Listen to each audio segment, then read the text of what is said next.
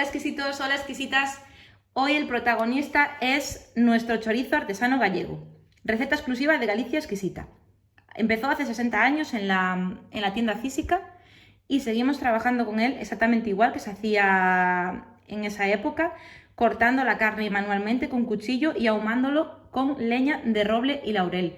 Para conseguir este resultado, bueno, podéis ver la grasa que suelta, es súper jugoso.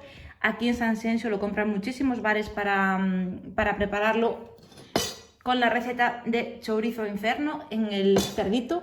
Bueno, traduzco, chorizo al infierno para los que no seáis gallegos.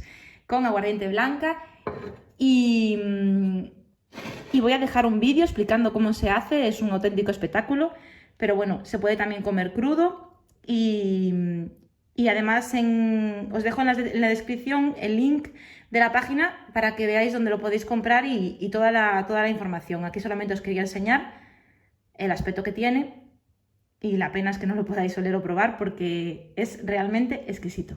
Un saludo muy grande.